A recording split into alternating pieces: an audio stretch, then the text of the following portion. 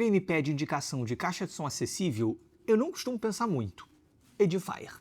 Ah, é porque são as melhores caixas de som do mundo? Claro que não.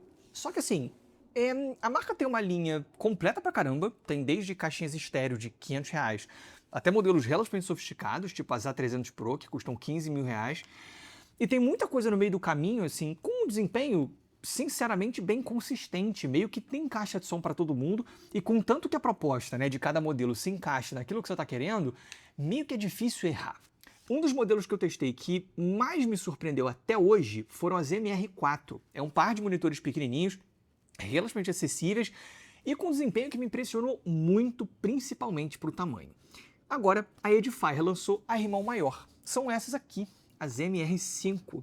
Será que elas me impressionaram tanto quanto? É o que eu vou contar para vocês hoje.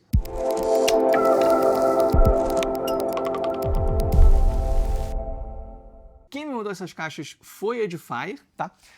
São empréstimo, elas vão ser devolvidas e eu vou deixar um link na descrição caso você se interesse. Mas o que são as MR5 afinal? Bom, são um par de caixas ativas que a Edifier posiciona como monitores de estúdio. Mas eu acho que estão mais para caixas multimídia, no máximo algo aí para uso num home studio da vida, tá? Inclusive um aviso, eu não trabalho com música profissionalmente, com audição crítica, então se você for um profissional, né, que chegou aqui porque você está buscando um monitor de referência, cara, procura a opinião de outros canais, ok? A minha abordagem aqui é de uma pessoa que gosta de música e ouve por lazer. Elas são relativamente compactas, como vocês podem ver, e, em tese, podem funcionar bem tanto numa aplicação near field, né, tipo aqui assim, mais perto, quanto numa mesa, quanto em pedestais numa sala, por exemplo. Agora, o design é que é bastante curioso pelo seguinte, apesar de não parecer, essas aqui são caixas 3 vias. Tem aqui na frente um tweeter de domo de seda, e isso daqui não é um woofer, na verdade é um mid-range, porque o woofer de 5 polegadas, né, que dá nome ao modelo MR5, ele fica escondido aqui, apontando para baixo e com essas duas saídas laterais, tá vendo?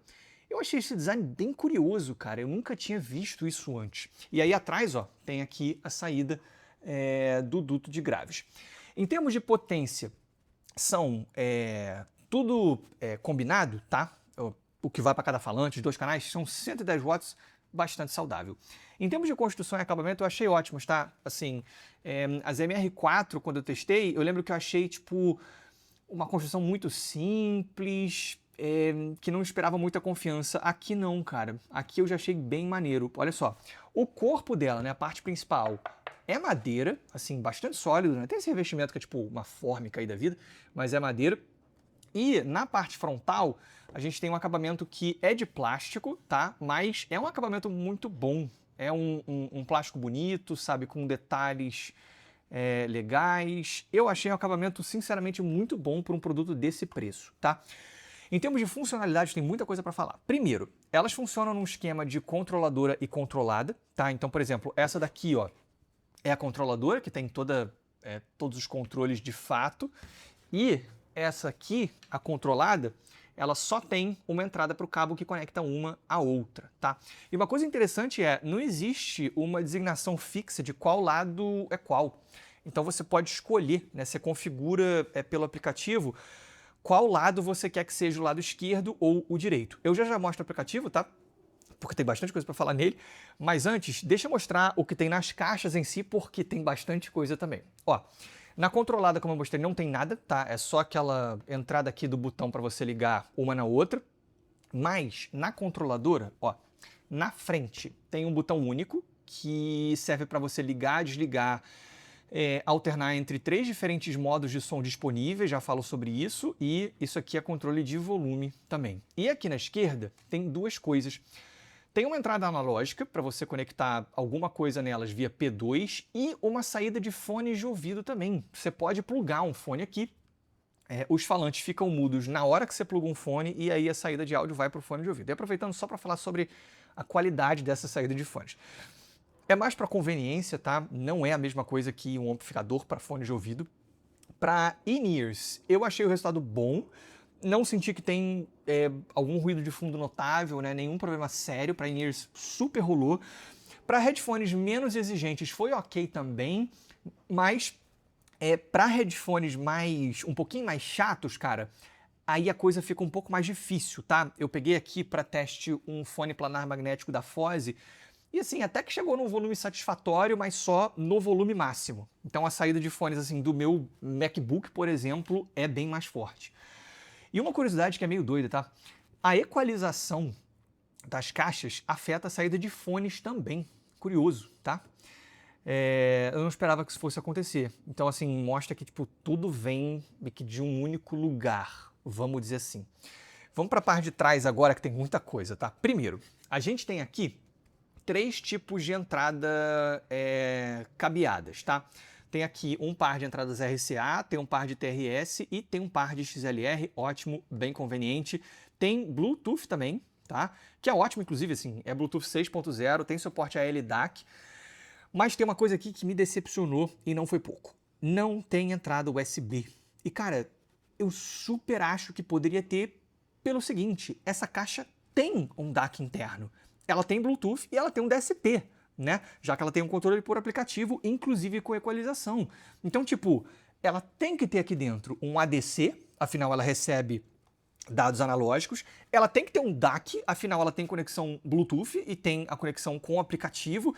Então, assim, tem várias coisas que claramente acontecem no domínio digital aqui. Então, como é que não tem uma entrada USB? Assim, eu acho essa uma mancada gigantesca num produto como esse, né? Porque vai te forçar a usar uma interface ou um pré sem parecer ter necessidade, tá? Isso aqui eu achei uma bela mancada dessa caixa.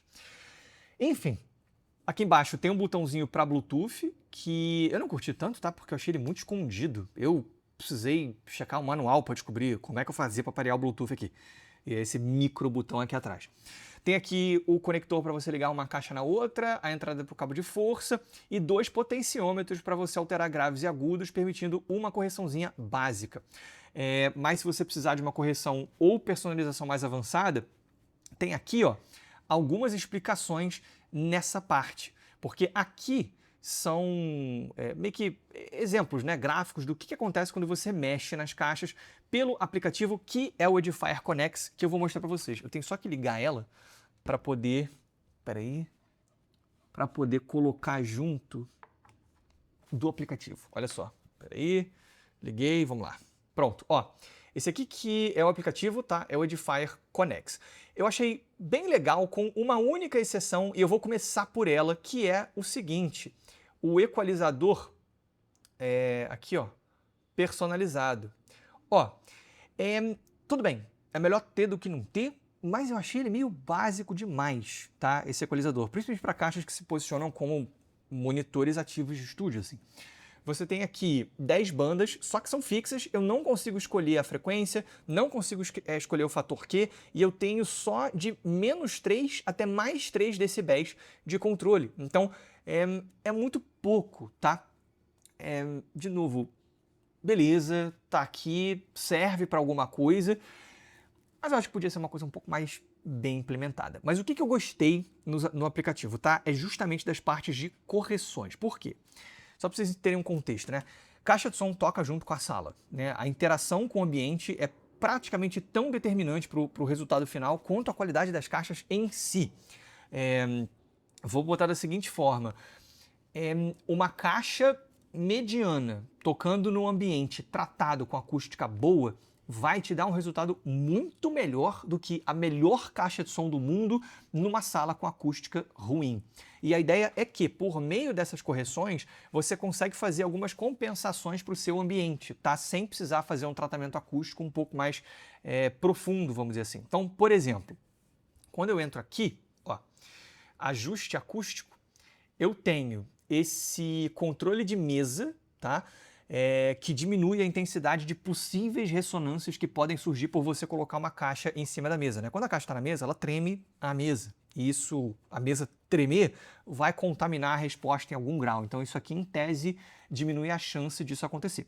Tem aqui, ó, um corte de frequências mais baixas, tá? Por oitavas, e uma compensação para posição, que é essa daqui, que mexe nos graves e médio graves para compensar o local onde as caixas estão posicionadas. Por quê? Quanto mais próximas a paredes, né, seja paredes laterais ou traseiras, mais as caixas vão tocar sons graves, né? Você vai ter também alguma ressonância ali. Então, A ideia é que aqui você tem alguns níveis de redução para poder compensar esse posicionamento. E aí só mais algumas coisas, né? Aqui na parte de configurações. Tem aqui tipo a configuração dos canais, né? Em que eu posso dizer qual eu quero que seja o direito e esquerdo.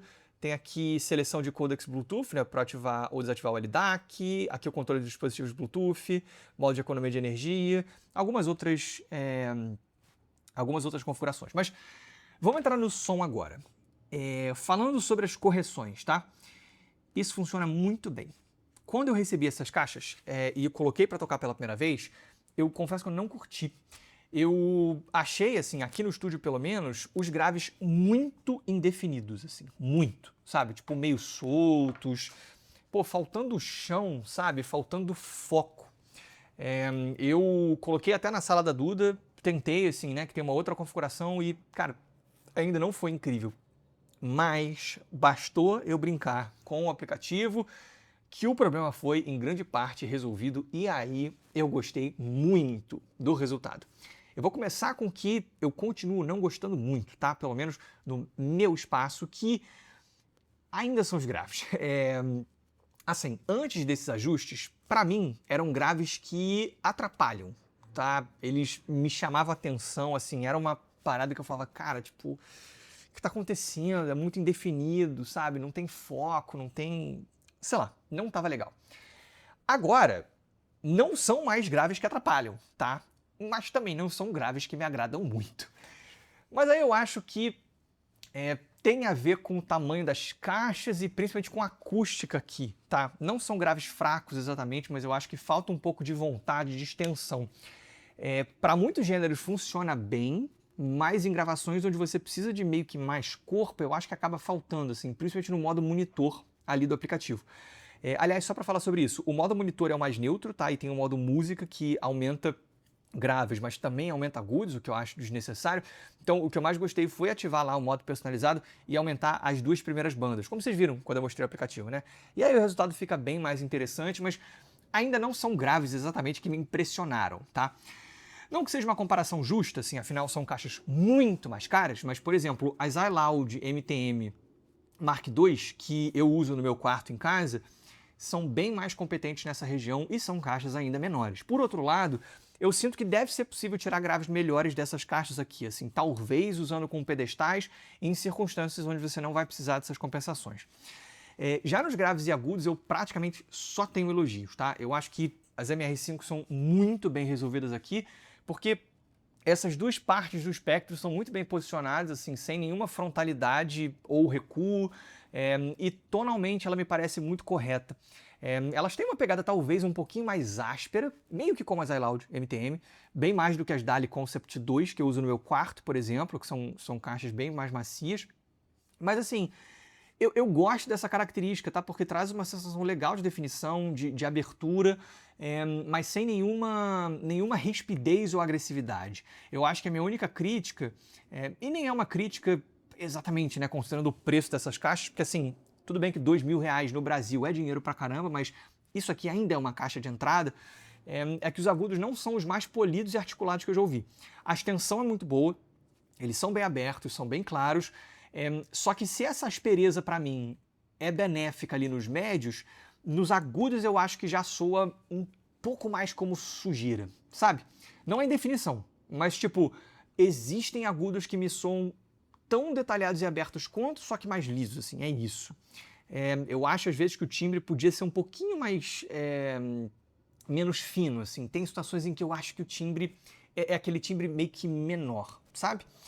De novo, eu acho que eu não estou sendo exatamente justo exigindo algo além disso aqui, mas só para passar as minhas impressões para vocês, tá? Agora, tem uma coisa que me impressionou, não foi pouco, e eu tô cada vez mais confuso com isso, porque assim, foi uma coisa que eu senti com as MR4, com as QR65, formação de palco. Cara, eu fico confuso com isso pelo seguinte, assim, eu uso caixas sofisticadas, né, no escritório em casa, eu mostrei para vocês no vídeo do meu sistema, eu uso as iLoud MTM Mark II, são caixas que não são baratas, no quarto eu uso as DALI Concept 2, na sala eu tava usando um par de Jamo R907, e eu já testei muita coisa parecida, inclusive de configurações parecidas, né? Tipo as Yamaha MSP3A, estão até ali, tá? E assim, pra mim, não é comum ter uma sensação como essa aqui. Eu não sei o que acontece, até porque isso me parece uma coisa meio tipo mística, que depende de inúmeros fatores.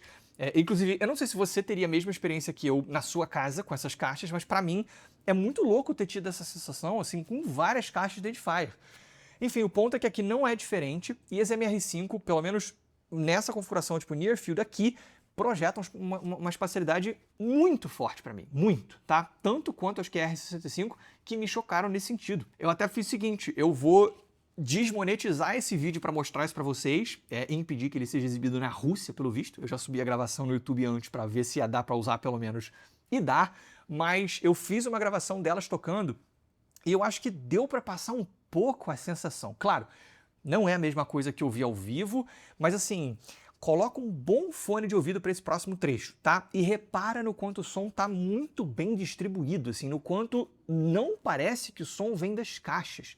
É mais pro final ali do trecho, tipo, vem um piano e olha como ele meio que flutua no espaço, assim, mais para cima na direita. Olha só.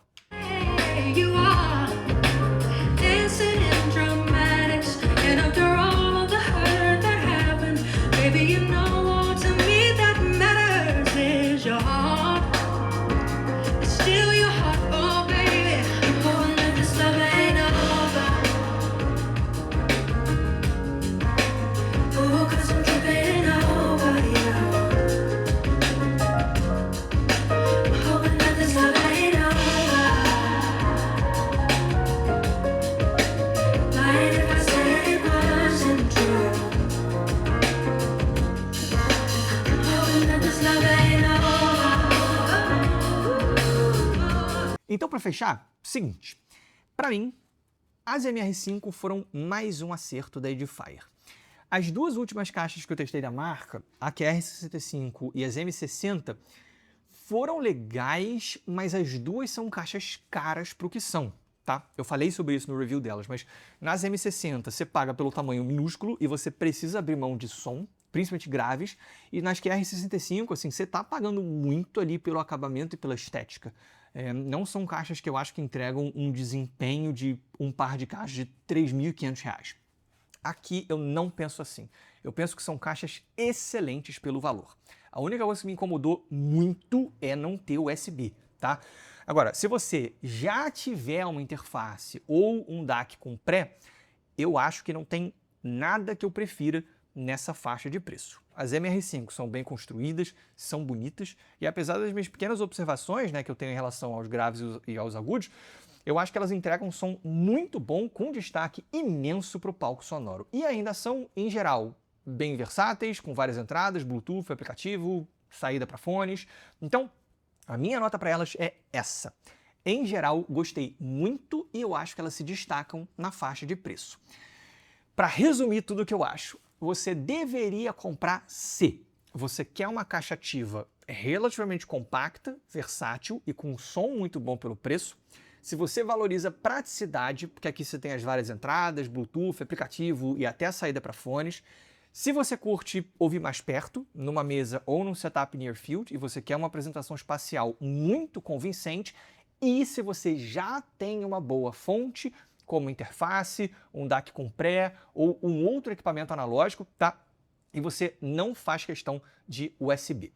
Você não deveria comprar se você quer uma caixa de som para plugar direto no computador via USB, porque sinceramente isso faz muita falta aqui. 2, se você busca o máximo desempenho possível em graves, especialmente em termos de extensão, foco e autoridade, tá? Afinal, para isso não tem jeito, você vai precisar de um subwoofer. E se você não quer ter que brincar com posicionamento, aplicativo e compensações para extrair o melhor resultado, né? Se você quer um negócio para simplesmente colocar e vai te dar um resultado bom. Isso é improvável que aconteça. E por último, se você procura um monitor realmente profissional para trabalho crítico de mixagem. E se você quiser conhecer as caixas ativas que eu uso na minha casa, no meu dia a dia, é só você clicar nesse vídeo que está aparecendo aí para você.